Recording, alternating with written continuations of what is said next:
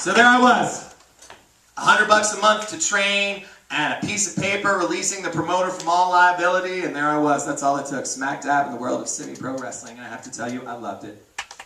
I loved all of it. I loved the 30-minute drive to get there. I loved the air so thick with testosterone that you could taste it on your tongue like hot sauce and Cool Ranch, like torn ligaments and sea salt. I love the sense of fraternity. And you know what? Everyone was really cool, generally speaking, you know? I mean, they were really cool. I actually think they sort of enjoyed having a funny gay guy around, you know? And as one of the workers said on my first week of training, it's the 21st century. If you ain't a little bit gay, you're the fag. Of course, he wore a dress and sequin trunks as his gimmick. But he had this, you know, steroid belly and the facial hair and the BO of a raging heterosexual, so I'm sure he stands as an expert witness. I cannot overstate how, for the most part, everyone was really cool about the gay thing. And there's a simple reason, because there just isn't time to think about that stuff, you know? There's just not time for the frivolous. When you're in the ring, whether it's 4-sided or 6-sided, surrounded by a cage or littered with tables and ladders and chairs, you have to focus. Not only is your body on the line, but the body of your opponent is on the line. Because he's not really your opponent. Wrestling is really a team sport. You have to work together to make sure that each of you looks good. And if you get distracted or think about something else for a second, you can fuck shit up. And seriously, ain't nobody got time for that. So, you know, there's simply not time to process. Like, you grow all sorts of things, and, you know, your hands end up in places that you had no intention of it ending up in, but you don't have the time to realize that this 220-pound wrestling Adonis's nuts just grazed the inside of your palm, you know? So, you know, everyone was really cool. And I was loving it, man. My second week, I was giving a double axe handle to Disco Inferno. Disco motherfucking Inferno. And then it happened. I'll never forget the day it happened. I can remember it so clearly, the harsh fluorescent light at the gym, and that specific bite of a Las Vegas winter made worse by the barn-like nature of the gym. And by the way, gym is a very loose term for the place wherein it happened. This enormous cavern of a room that was located between a convenience store run by Pakistanis and a pool maintenance supply store served as both a studio, school, and gym for the Fed. And by the way, school is also a very loose term for what went on there. Most of the time it was very sort of catch as catch can. Like, there was very little structured training. You just most days, you would just show up and around 4 o'clock and hope there would be somebody to teach you something. You know, I was still young and didn't really know what I wanted to be, so I was training as a ref and a manager mostly. But I was here and there, learning the basics, learning how to wrestle a little. On this particular day, I was just locking up with some buddies, you know, doing some chain. I wasn't even really trying, I was just trying to understand the mechanics of it, not so much the theatrics of it. And this douche, from out of nowhere, I'd met him once before, but I'd never seen him wrestle, but he used words like dojo with alarming and unsettling frequency. And he comes into the room and starts to reprimand me for everything, my attack, my form, everything, honey. It was just one thing after another. And I'm just and I didn't, he's like, what are you doing? You're supposed to lock up like this. Are you mute? And at this point, I was so sorry. I answered it with a wordless shrug. I was like, It's make some noise when you lock up. And it was just one hit out. Oh, he told me when I lock up, don't be too stiff. They all love to tell the newbie that you're too stiff. And he's like, you shouldn't be so stiff, because if you're that stiff, you could break an arm. Meanwhile, I was doing steroids, running 3 miles a day, working out every single day. If I'm not athletic, I don't know who is, I wasn't Jack LaLanne, but at any rate, so anyway, all culminated with him saying, you look like a limp faggot. And I heard it, but I didn't really hear it, because there's just so much other stuff was going on around it. And it wasn't until I got outside the ring, and everyone was being really nice to me, did I suspect that something had happened. So I left training not long thereafter, and there's this crazy ritual that you have to do, where you have to go around and shake everybody's hand, but you can't shake it too hard. My friend calls it the kayfabe handshake. So it's oh, I'm a good worker, I'm not threatening. It's this weird dichotomy of such an alpha male environment. It's a limp handshake. So anyway, you have to walk around and say goodbye to everybody when you get there and when you leave.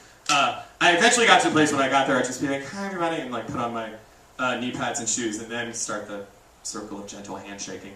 Anyway, so I'm doing the circle, and heading out. My boy's like, hey, wait up. I was like, okay. He's like, let me walk you out. I was like, okay.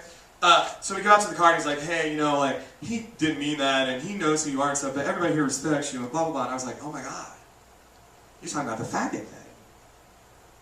It didn't really hit me.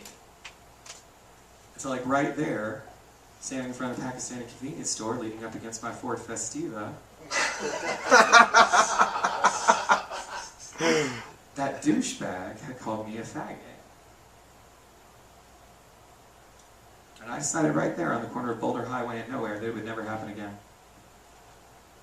It happened once and that was it. I would never stare down the mealy mouth of another fucked up motherfucker with something to prove and hear him refer to me as a faggot, limp or otherwise again. I would become a beast in the ring. I would do my chain like an animal. I would snap their takedown like an ogre. I would run the ropes like a stallion. I would be the fiercest motherfucker in that ring, or I would die trying. On that day, the mermaid died, and the Grappler was born. You know, I get it. I get it. Like, I wasn't giving it my all. I probably did look like a limp faggot. And douche or not, this was this cracker's art. And there I was doing it poorly. And so the aforementioned douchey cracker took it upon himself to come into the ring and show me how it was to be done. I owe him an enormous debt of gratitude, really. He is the Siddhartha. He is the Devadatta to my Siddhartha. He's the Joker to my Batman.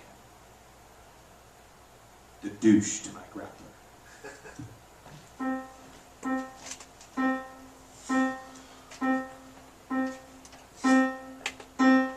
Look, I'm standing naked before you. Don't you want more than my sex? I can scream as loud as your last one, but I can't play innocence.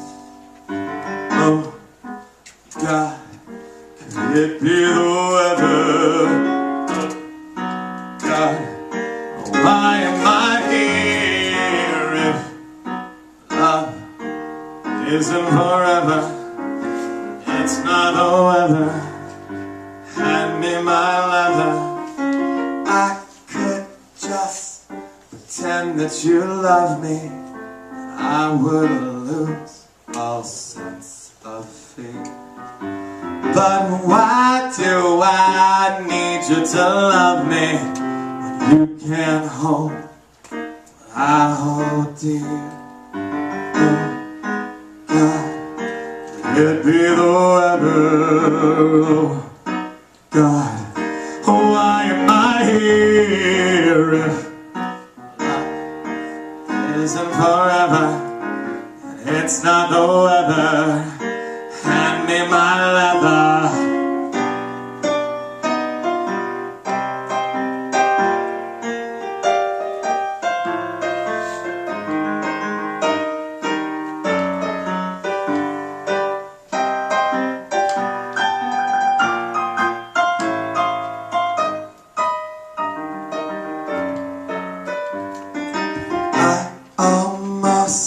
Ran over an angel, had a nice big fat cigar. Innocence, he said you're alone here, so if you jump, you best jump far. Oh God, could it be the weather? Oh God, why am I here if love isn't forever, and it's not the weather? Hand me my leather. Oh God, could it be the weather? Oh God, why am I here if love isn't forever, and it's not the weather?